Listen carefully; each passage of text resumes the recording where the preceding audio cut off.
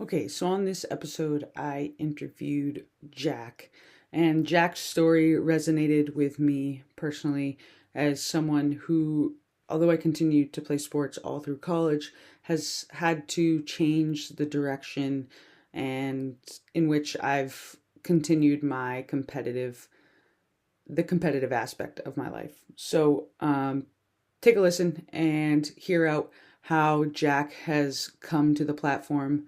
If you don't know Jack, you should. He's a great kid. If you're ever around MetFit, you'll know Jack by his big shining smile, and he's super friendly.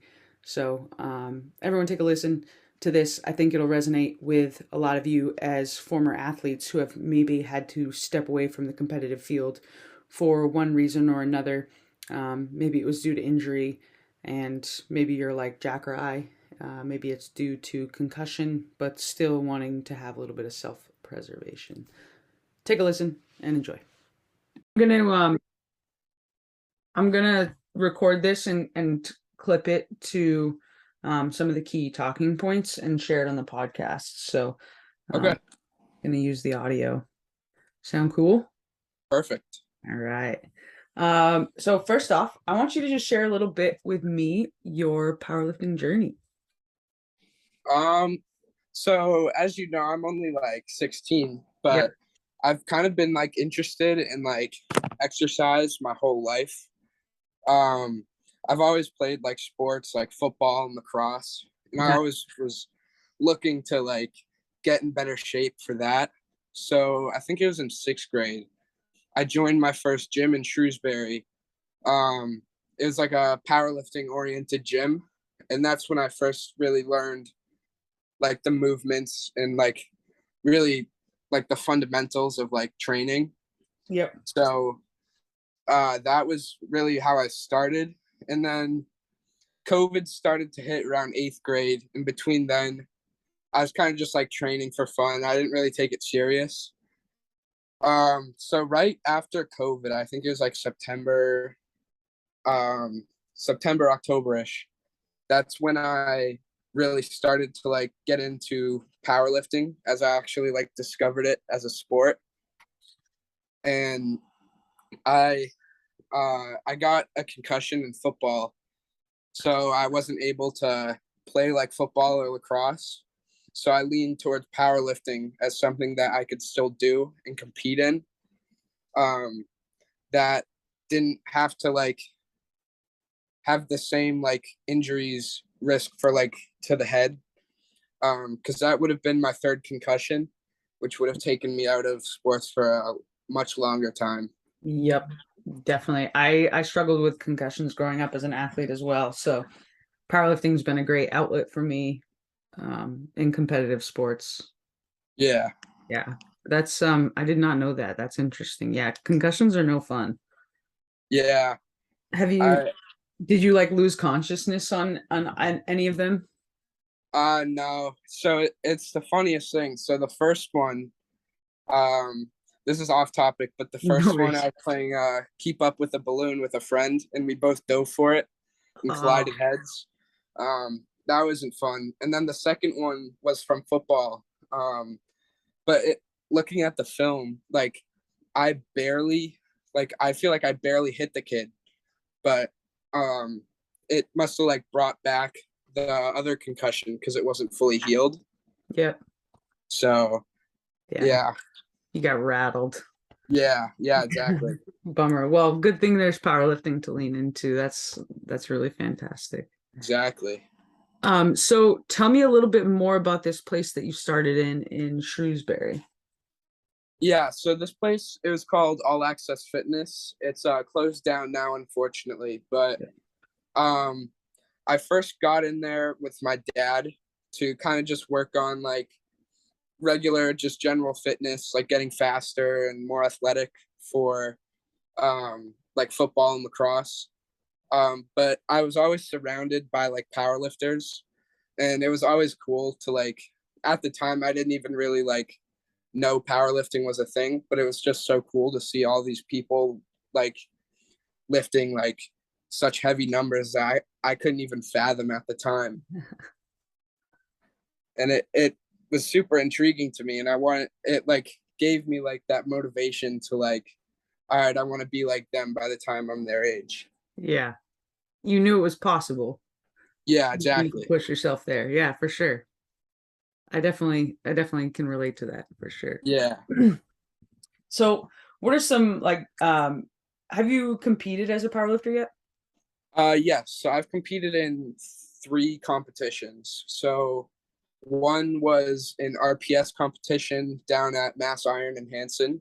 That was my first meet in August of 2021, I think.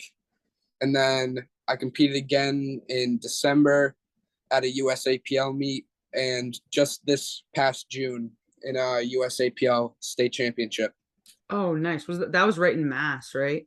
Yeah, I was right at the Natick Verve Hotel. Oh man, I was there for a little bit. We probably just missed each other.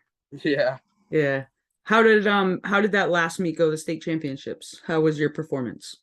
My performance was a lot better than I had originally thought it would be. I hit some really big milestones. A huge total PR. I think it was like a 200-pound total PR from Nice. from my meet in December. So I can't complain there. Yeah, Um, that's huge growth. yeah. Um, yeah, it was a fun time. It was a really good learning experience, and like it helped me realize what powerlifting is at like a higher level too. Yep. Like is a lot more organized. Oh, 100%. 100%. Yeah. You RPS is like really great for beginners, and I always like I push beginners there mostly because it's just a great organization for beginners to just start and be successful and like learn what the sport is. But Yeah. yeah, moving to like USAPL to be more competitive, and understanding the competitiveness and the different expectations, really, I think from the judges for the most part. Correct me if like your opinion's wrong too. Yeah. So RPS, that was my first meet, and I remember it was such like it was a greatly ran meet. It was all organized. It was Yep. great. And the environment, I think the environment was the biggest thing. Like comparing to like USAPL, I think that RPS environment, like it's just everyone's rooting for you. Like Right. it's such like all the camaraderie. I think that's a big part of RPS, and they do great things like all their charities and stuff like that. 100%. 100%. And I think they are a bit more lenient with their rules Yep. compared to like USAPL. I think USAPL is a lot more strict on their like judging, Mm-hmm. I but I agree. think for like beginners in powerlifting, I think RPS is probably the best federation to go Yeah. to for that purpose. Yep. I could not agree more, Jack. Could not have said it better either, for sure. I've never competed with USAPL, but I've done USPA, and there's definitely a bit of a difference there as well. Yeah. What are so I'm curious, like a 200-pound jump in your PR total, what would you attribute to that jump in that short of a time? What changed in your life or your training or So I had a coach change after my December meet. So I started doing more of a like a constraints led conjugate program. Yep. And that I think that really helped me really grow as like a lifter, and it forced me to learn a lot more about lifting and like exercise, which I think was big as well. And Yep. that's what I love so much about like the conjugate program is it like forces the lifter to learn and make adjustments daily to make you a better lifter. Yep, it forces you to like really like internalize and introspect and like know what you're feeling and doing that day for sure. Yeah, exactly. And I think another big thing is my coach right now, Kevin Can, he really pushes like a lot of self-reflection and self-work. So we do a lot of like journaling and meditation Yep. outside of the gym, so we can leave that outside stress uh, outside of the gym and really focus on our lifts and getting better on that particular day rather than bringing all that extra stress in the gym. 100%. And I think that's like especially important.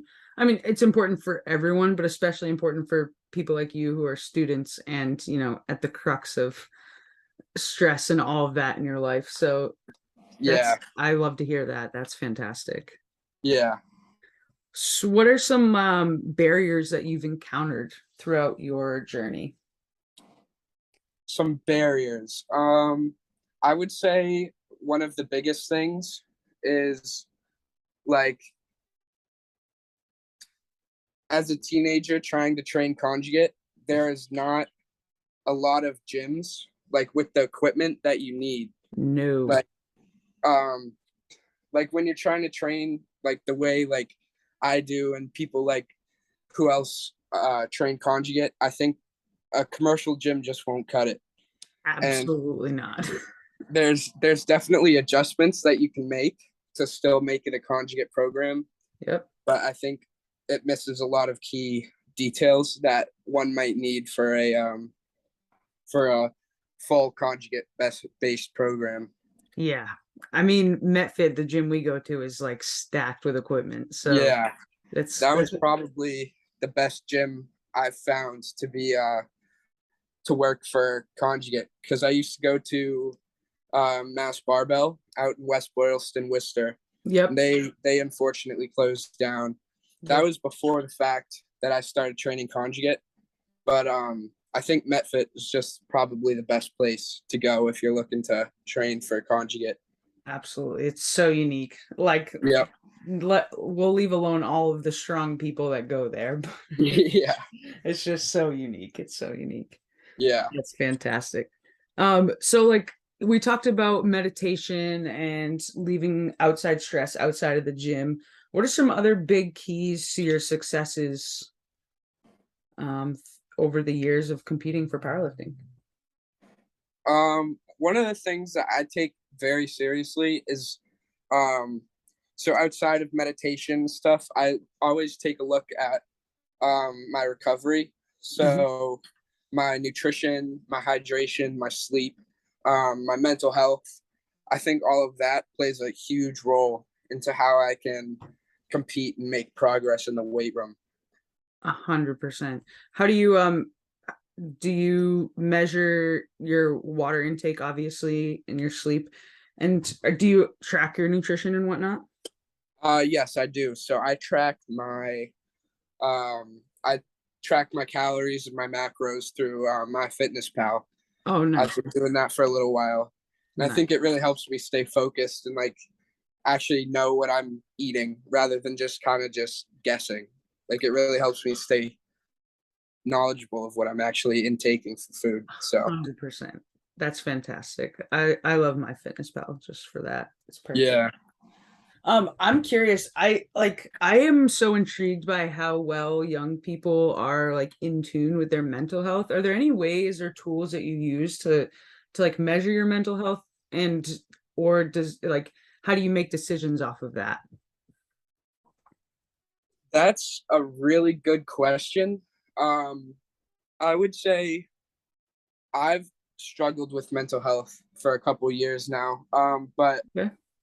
I think that a big way that like I've been able to like work around it and work with it is just really paying attention to like meditation and like really deep breathing and Mm-hmm. like kind of like thinking just in the moment, more in the moment and like less like worrying about what might happen or something like that.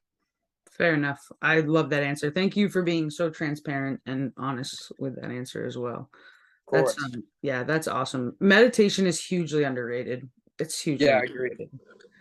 Um, we I definitely think that more coaches can incorporate it into coaching, myself included. It's just sometimes it's hard to track for people, but I agree. do you use like Headspace or anything to meditate?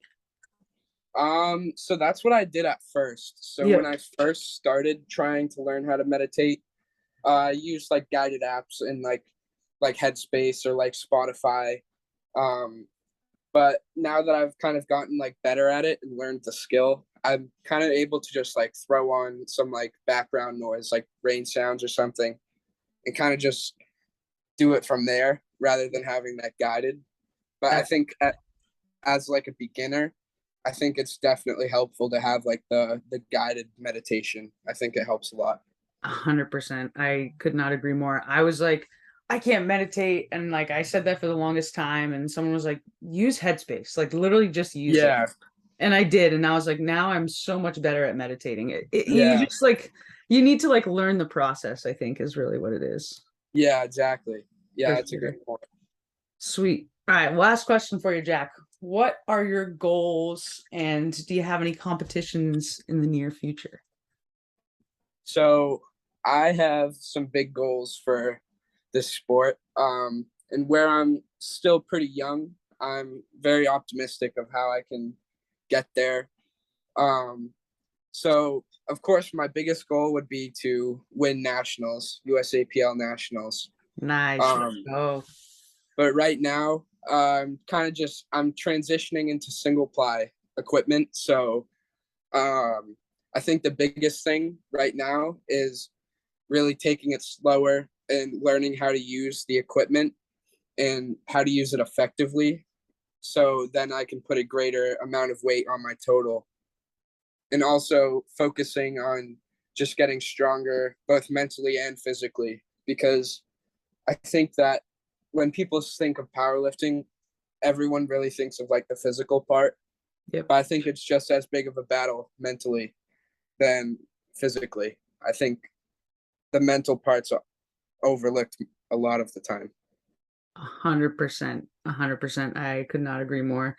And like powerlifting can be a long-term sport too. Like the platform will always be there. And some of these things like putting on muscle takes time and time. And you see bodybuilders take, 3-year hiatuses just to put on mass. Yeah, Sometimes that's like what you need to do to get stronger. And so like just like with multiply, like you have to take the time to learn how to use the equipment. But once you do, like see ya. yeah, exactly. Yeah, That's like that's what I love so much about powerlifting. Like it's not just like it's not a short-term sport. Like you're in it for a lifetime. yep. And I think that adds some more like I don't know how to say it, like more challenge to it because you have like the longevity is just there's so much. Right. Right. Well, like I mean, me as an athlete when I was younger, it's like oh, like 7% of females like make it to be a professional soccer player. Like I feel like inherently I knew that my soccer career was going to end one day. Yeah, But like I don't see that with powerlifting. I'm like, nah, I'm here till I'm in the grave. yeah, yeah. Literally, I'm doing this till I die. So Yep. it's a That's it's a lifelong journey for sure. that's fantastic. Jack, thank you so much for sharing your journey. This was freaking awesome. Of You're course. fantastic and I